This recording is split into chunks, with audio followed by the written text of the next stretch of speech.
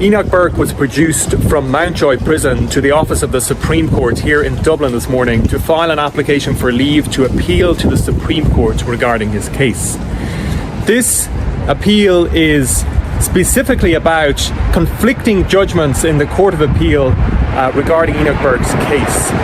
In March 2023, Mr. Justice John Edwards stated that there was no evidence whatever that Enoch Burke was being disciplined because of his views on transgenderism or because he objected to the principal's instruction to call a child by a new name and they pronoun. Now, Mr.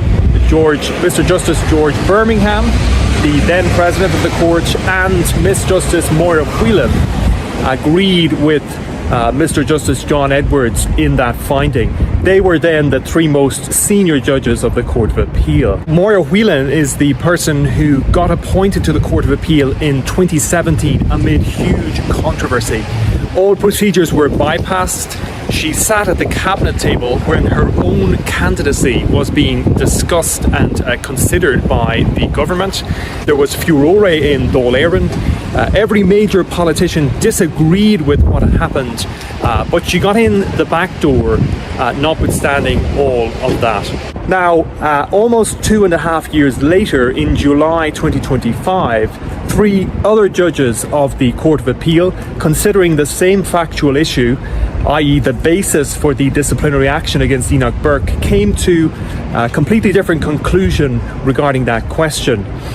They found that the fact of his objection to the principal's instruction and the substance of that objection, i.e. his views on transgenderism, were factors and were central factors to the disciplinary proceedings against him.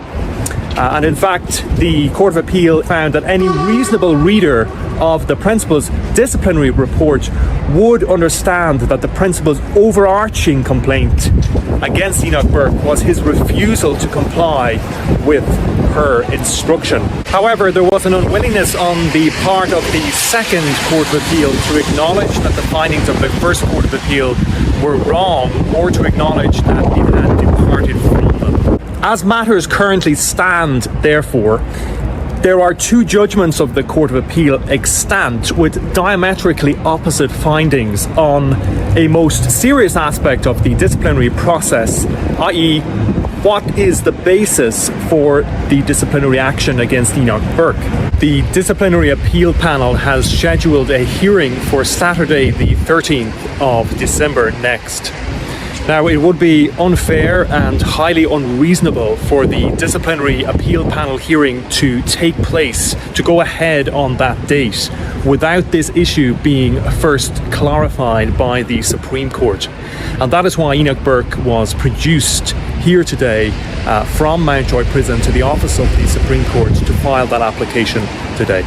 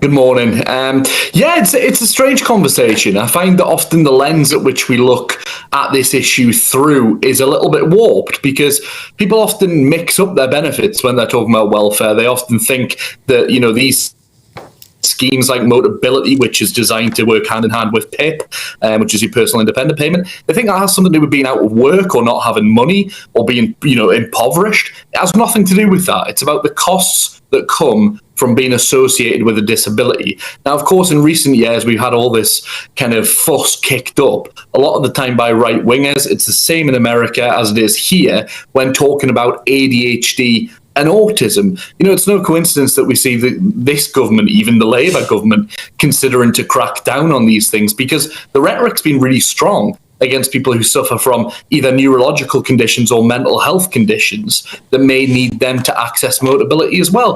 But there's no reason why those people should be blocked out of a scheme that ultimately they have to pay for. A lot of the time, people pay up front for their Motability car, sometimes in excess of $1,500, and then their PIP payment is sacrificed in exchange for having access to Motability, to a car, which gives them freedom, gives them independence, and it gives them access to services that otherwise they might not have.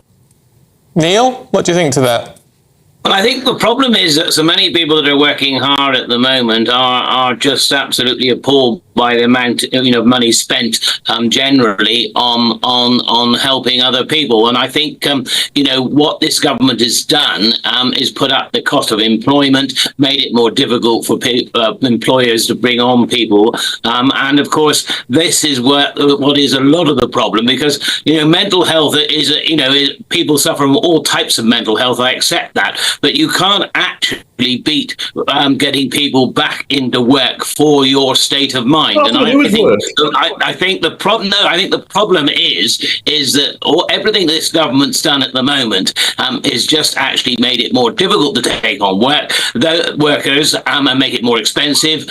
People are. I mean, if you talk to companies around here and small businesses, what they're doing is they're asking their workers to actually work longer hours, more overtime, rather than risk taking on more and more employees, especially, all right, the threat of the wrongful dismissal has now been gone from day one. But I mean, that was a crazy thing to bring in, because you're not going to risk employing people because, if you want to get people in that haven't been employed for some time, who perhaps have some mental problems but would be able to work, you need to be able to have that flexibility. Everything this government's doing.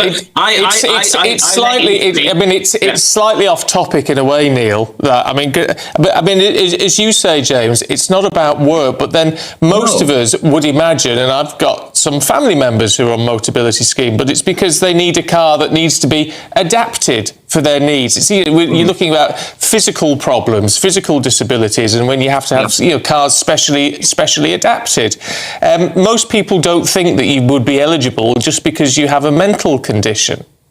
No, often, children, for example, can be eligible for PIP, and the parents take responsibility of that. They can then exchange their PIP for a car that gives them access to being able to take that child to things that otherwise might be an impossibility. Anybody who has a child with learning difficulties, a child with, autism, a severe autism spectrum disorder, they may have real difficulty in getting that child from one place to another. But I've got to say one thing right here. This is the exact issue that we are facing in this country. You've got Neil there, who is a former member of Parliament, who clearly doesn't have a clue about this benefit, because he's talking about it in relation to work. People could be in full-time work and still be in receipt of PIP, because it is about the cost of their disability. It is not about anything to do with work. Universal Credit handles that separately, and he should know that because the Tories brought it in. But I will say, I find it absolutely staggering that in this day and age, in this country, we have absolutely no issue with things like